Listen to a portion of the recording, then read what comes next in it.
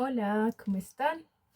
Bueno, este video es sobre una noticia de un hecho lamentable que pasó esta semana en México y que creo que vale la pena que lo comentemos. Y es la inauguración de una exposición en la que se transgrede las creencias de los católicos, particularmente de los cristianos católicos.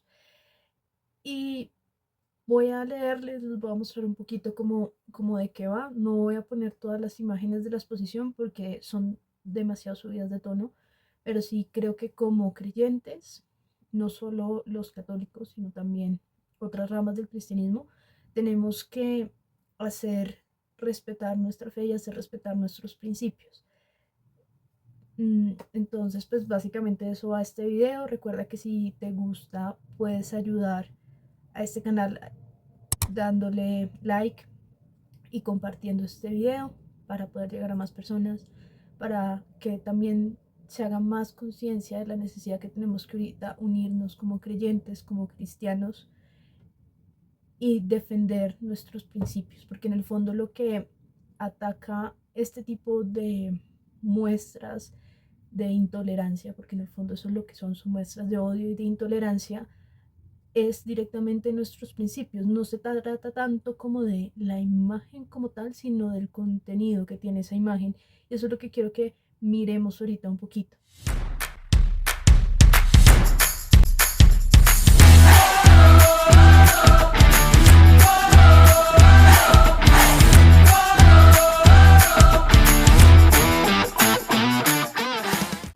Vamos a leer la noticia inicialmente. Entonces aquí les muestro en pantalla lo que voy leyendo. Dice el portal Infobae, titula de esta manera: México. ¿Qué es la Avenida del Señor y por qué la UNAM está envuelta en polémica por esto? Te explicamos el origen de esta controversial tendencia en redes sociales. La exposición La Avenida del Señor del artista chiapaneco Fabián Chaires ha generado un intenso debate desde su inauguración el pasado 5 de febrero de 2025 en la Galería 3 de la Academia de San Carlos, espacio vinculado a la Universidad Autónoma de México, UNAM. Debido a la temática de dicha muestra de arte, un sector de la población mexicana ha arremetido duramente no solo contra el artista o el recinto en el que se está presentando, sino también hacia la máxima casa de estudios. ¿De qué trata la Avenida del Señor? Reconocido por su trabajo que desafía las estructuras hegemónicas y los estereotipos, Chaires saltó a la fama en 2019 con La Revolución, popularmente conocido como El Zapata desnudo y en tacones. Esta fue una obra que también se hizo viral en su momento. Obra que desató reacciones polarizadas y lo posicionó como una figura clave del arte contemporáneo mexicano. En esta nueva serie, compuesta por 9 óleos creados entre 2018 y 2023, Chaires resignificó figuras del imaginario católico con un enfoque homoerótico y cargado de simbolismos religiosos. El propio artista declaró a Milenio que su intención es, abro comillas, cuestionar al mundo y construir uno más incluyente, cierro comillas, mientras celebra el apoyo que ha recibido de colectivos LGBTIQ+ y activistas. Abro comillas nuevamente, dice el artista. Para mí es muy importante reflexionar sobre el éxtasis religioso y el sexual. Son dos momentos de iluminación en el que el cuerpo y la conciencia se transgreden, detalló. Cierro comillas. Desde la inauguración de la muestra, que está abierta al público hasta el 7 de marzo con entrada libre, las reacciones en redes sociales no han parado. ¿Cuáles son las críticas a la Avenida del Señor? La exposición ha dividido opiniones, especialmente en redes sociales, donde sectores han calificado las obras de aberrantes y ofensivas hacia la fe católica. Eduardo Verástegui, un controvertido actor público en X, antes Twitter, abro comillas, que la máxima casa de estudios de México, que recibe fondos de los impuestos de los ciudadanos, incluidos aquellos de fe católica, se ponga a darle espacio a este tipo de expresiones aberrantes es hipócrita y está evidentemente enfocado en generar polémica por medio de la ofensa a la fe de millones de mexicanos. Saben muy bien lo que hacen. ¿Por qué no se meten con las agendas progres, globalistas, zurdas, aborteras y demás precariedades ideológicas? Cierro comillas. Por otro lado, figuras como el periodista José Luis Morales cuestionó los límites entre libertad de expresión y respeto. Abro comillas. ¿Lo ofrecen quienes lo exigen? No soy ningún santo, pero mostrar cardenales lamiendo un cirio o monjas en escenas homoeróticas podría considerarse un exceso, ¿o no? Cierro comillas. Mientras tanto, colectivos LGBTIQ+, y críticos del sistema patriarcal han respaldado la exposición como una forma valiente de desafiar las normas más opresivas, y estos son algunos comentarios que hay en X. No le veo problema, creo que el señor Verástegui no sabe que la UNAM es laica, que dicen que vayamos a la exposición. El debate también ha puesto a la UNAM en el centro de la discusión. Algunos cuestionan si una institución pública debería alojar obras que generen tensión entre creencias religiosas y derechos artísticos, mientras que otros defienden su rol como promotora de la diversidad cultural y la libertad de expresión. Esa es la nota que hay en Infobae. Pues a grandes rasgos cubre como todo el revuelo mediático que ha habido sobre esta exposición de arte, y me gustaría hacer como varias anotaciones al respecto. Lo primero, y sin desmeritar a la universidad, porque a nivel de Latinoamérica, en cuanto a lo que es la parte técnica del arte, es una universidad muy importante. Yo diría que es la mejor universidad a nivel de Latinoamérica.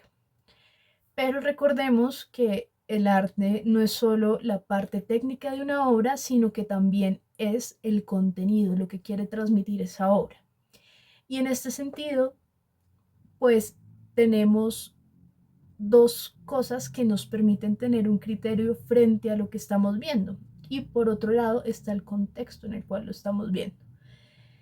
Entonces, siendo así, hay que entender un poco desde dónde se está parando este artista. Y no porque quiera defenderlo, evidentemente esa no es mi postura, sino que muchas veces, ¿qué es lo que pasa? Hay personas que cuando ven este tipo de obra defienden por un lado el concepto, o sea, lo que nos quiere transmitir la obra, y por otro lado la parte técnica, que es la forma en la que está ejecutada la obra, qué tan buen pintor es el artista. En este caso, pues hablamos de pintura, es un pintor. Pero resulta que uno no puede separar las dos cosas, y ese es el gran problema del arte contemporáneo, que nos venden que solo el concepto importa o que solo la técnica importa. Y el ejemplo de esto pues son dos movimientos que son totalmente contrarios. Uno, por un lado, que es el arte conceptual, que es digamos que el máximo exponente de solo el concepto importa, y por otro lado tenemos el hiperrealismo, que es solo la técnica importa. Entonces, cuando no somos capaces de encontrar un punto medio en el cual ambas cosas valgan 50-50, no vamos a poder establecer un criterio para acercarnos a la obra, porque lo estamos juzgando de manera ideológica. ¿Y por qué digo que lo juzgamos de manera ideológica? Porque resulta que el arte moderno está cimentado sobre conceptos ideológicos. Y bueno, y aquí podríamos profundizar muchísimo más en la historia, en cómo se da el arte moderno, pero creo que por el tema puntual que estamos tratando, quedémonos con esta idea. Y es que el arte moderno y posmoderno tienen un enfoque político. Entonces, la mayoría de los artistas, incluso sin saberlo, sin ellos ser muy conscientes de lo que implica esta dinámica de que sea un arte político, terminan replicándola. No sé hasta qué punto pase con el artista de esta exposición.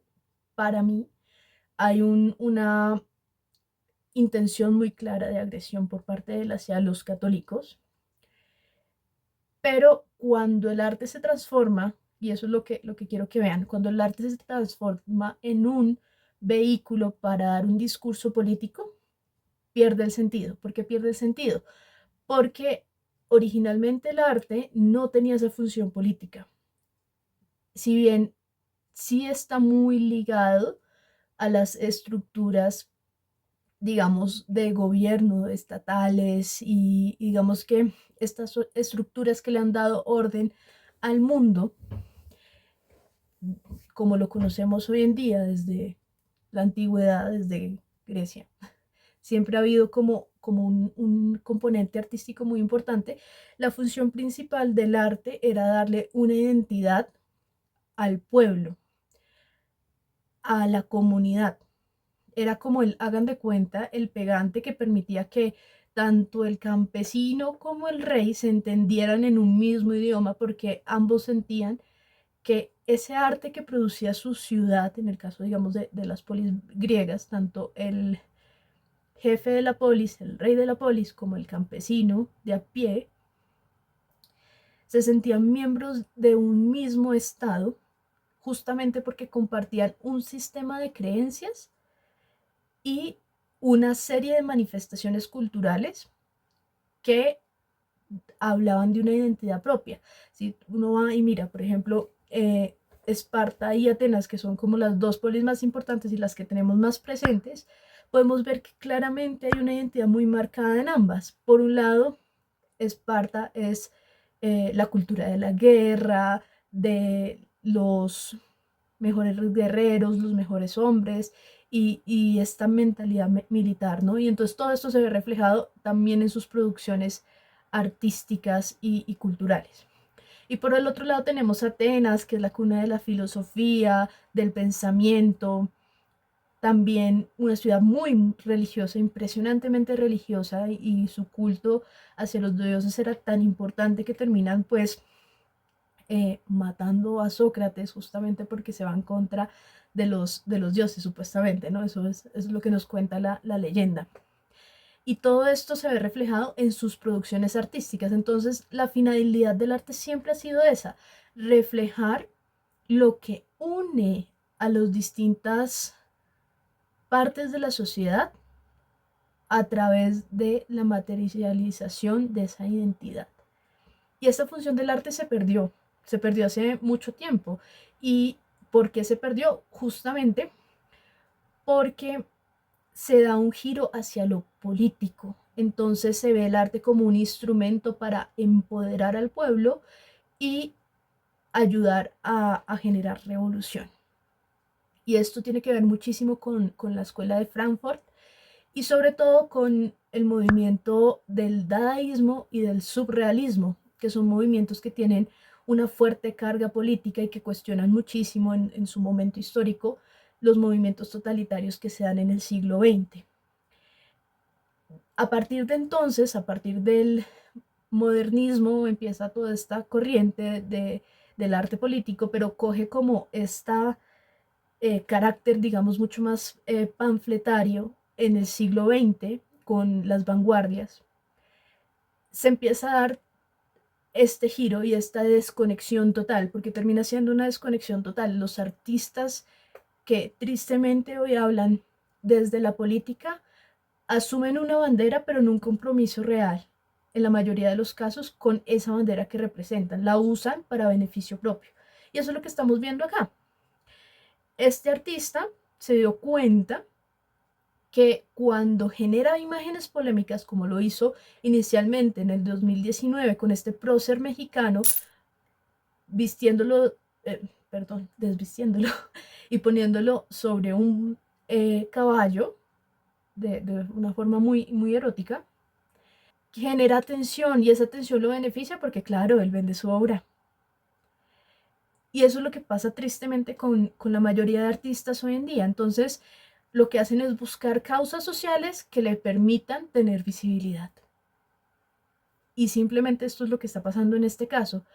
Ahora, que si hay un conocimiento de las imágenes que está representando. Ciertamente sí hay un estudio de este tipo de imágenes. Les pongo una en este momento, porque entiende el significado de los símbolos. Y aquí es cuando se vuelve mucho más peligroso el tipo de mensaje que está enviando, porque no entiende lo que es vivir unas creencias y está atacando directamente a las creencias. El problema no es que nos pinte un cardenal lamiendo un cirio. El problema es que puso un cirio en la mitad. Y el cirio representa a Cristo y el cirio representa la renovación de nuestra fe y de los sacramentos. El cirio pascual tiene una celebración de bendición especial en la Semana Santa, en la bendición del agua y el fuego, en el cual se renueva el sacramento de nuestra fe. Se renueva, digamos que los medios por los cuales nosotros como católicos accedemos a la salvación. Entonces, más que poner personas en ciertas poses y hablar de erotismo y de la sexualidad y que el éxtasis y el éxtasis sexual y el éxtasis espiritual tienen mucho que ver y no sé qué, pues es que está jugando justamente con lo más sagrado que tenemos, que es la representación de Cristo. Y la representación de Cristo como Salvador. Por esto es que les digo que no solo debería afectarnos a nosotros como católicos, sino que también se está burlando del papel de Cristo en general. O sea, esto debería afectar también a los cristianos de otras denominaciones. Y este tipo de ataque, no solo pues con la representación de Cristo, sino que hay otra imagen, por ejemplo, en la que aparece el Espíritu Santo, es una ofensa que de hecho condena la Biblia directamente. El pecado contra el Espíritu Santo, si no estoy mal, eso aparece en Mateo 12, ya miro y les digo. Mateo 12, versículos del 31 al 33. La blasfemia contra el Espíritu Santo es el único pecado que no tiene perdón. Entonces, usar la representación de Dios y tergiversar totalmente su naturaleza, que es una naturaleza de un amor incondicional, y transgredirlo y convertirlo en un éxtasis. Voy a repetir aquí como las palabras que dice el artista, que es algo muy fuerte. Él dice que el éxtasis, abro comillas, el artista dice: para mí es importante reflexionar sobre el éxtasis religioso y el sexual. Son dos momentos de iluminación en el que el cuerpo y la conciencia se transgreden. Esto es totalmente la antítesis de lo que nosotros entendemos como un éxtasis y como el efecto que causa Dios en la vida de cada uno de nosotros. Porque lo que hace Dios cuando nosotros dejamos actuar el Espíritu Santo y cuando entramos en esa verdadera comunión de amor, es que justamente sentimos que nuestra unidad es tan grande y tan fuerte que no sentimos que nuestro cuerpo va por un lado y que los sentimientos y la parte espiritual y la parte racional van por otro lado. Nos sentimos realmente uno y nos sentimos en una paz que es indescriptible, porque es la paz que solo viene de Dios. Y ese es el éxtasis cristiano. No es un éxtasis sexual de sentir que la otra persona me sacia. No, porque es un sentimiento, cuando hablamos de este éxtasis religioso, es un sentimiento que incluso aunque uno no lo esté sintiendo en ese momento, lo recuerda en el corazón y lo vuelve a vivir. Es como cuando tienes un recuerdo significativo, es algo que no se va de ti. Esa llenura que da Dios no se consigue a través del placer sexual. Y se los digo por experiencia propia. No se consigue a través del placer sexual. Entonces esta persona, uno, no tiene ni idea de lo que es un éxtasis, y dos, un éxtasis religioso. Y dos, está blasfemando contra el Espíritu Santo. Lo que está haciendo es una ofensa muy grave, gravísima.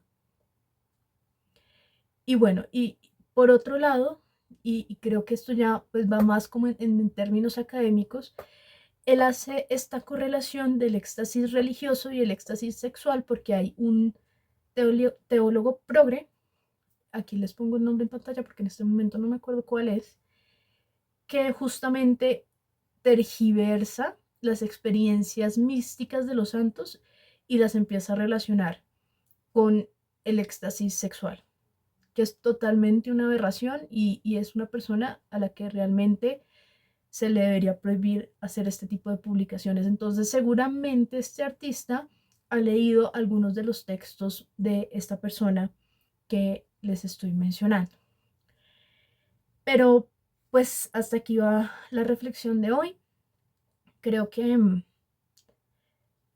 como creyentes debemos hacer una defensa mucho más consciente de nuestra fe, porque esto no se trata de imágenes religiosas, sino de los principios fundamentales de nuestra fe. Nosotros creemos en el Espíritu Santo y en la salvación de Cristo a través de los signos que Él nos dejó, independientemente si en nuestra creencia religiosa creemos o no en los sacramentos o hacemos uso de esos símbolos, porque muchos otros credos cristianos hacen el uso del símbolo del bautismo, del agua y del fuego, de la última cena con la partición del pan.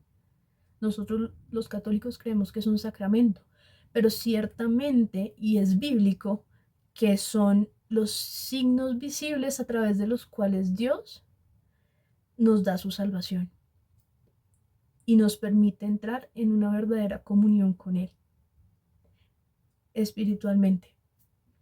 Entonces sí es importante que este tipo de cosas que son ya el fundamento y el soporte de nuestra fe, las hagamos respetar mucho más. Porque también hay algunos despistados que salen por ahí a decir, ah, pero es que con esto sí se ofenden, pero con los abusos y la pedofilia no se ofenden. Y los padres, no sé qué. No, es que son dos cosas distintas. Una cosa es creer y esforzarse por vivir una vida santa, que la mayoría de los católicos lo intenta, incluyendo a los sacerdotes. Y otra cosa muy distinta es que sí, hay ciertas personas que no viven su fe y es totalmente cierto y esto incluso lo ha denunciado la misma iglesia. Y si no me creen, pues vayan a ver las reformas que hicieron del Carmelo, Santa Teresa de Jesús y San Juan de la Cruz, o los escritos místicos en los que Ana Catalina de Emmerich habla justamente de la necesidad que hay de purificar la iglesia porque hay gente que no vive la fe. La fe se puede vivir, realmente se puede vivir. Y el ejemplo de eso son tantos cientos y cientos de santos y de personas buenas que han hecho tantas cosas en el silencio, porque la santidad no es algo de demostrar, no es como, ay, mírenme, aquí estoy la estrellita, como hace este artista, no es algo de mostrar, es algo de acción, de humildad. Se hace en el silencio del día a día. Y eso es justamente lo que está atacando, porque en el fondo, ¿qué es lo que está generando él? Está generando un precedente para causar más de rechazo a la fe católica y a la fe cristiana con este tipo de imágenes. Y entonces, por uno o dos, o bueno, o por la gente mala que normalmente hace más ruido, los demás que somos mayoría y que somos buenos y que intentamos vivir realmente de cara a la verdad, siendo buenas personas, ayudando a los demás, viviendo una vida de castidad, terminamos pagando los platos rotos por aquellos que no son verdaderos testigos del Evangelio. Entonces la invitación es a que denunciemos esto. Si por algún medio les han llegado, hay ahorita en este momento movimientos pidiendo que se cierre la exposición. Ayudemos a que esto se dé, a que la cierren esto es un tema muy delicado porque lo que hace es fomentar el odio, no está fomentando una visión diferente de las cosas, ni que haya, como él dice supuestamente aquí, y lo voy a leer otra vez. El propio artista declaró, abro comillas, cuestionar al mundo y construir un mundo más incluyente. Esto no es incluyente. Esto lo que hace es sembrar odio, y no solo sembrar odio, sino difundir ideas erróneas sobre lo que es la fe cristiana. Bueno, eso es todo por hoy. Nos vemos en un próximo video.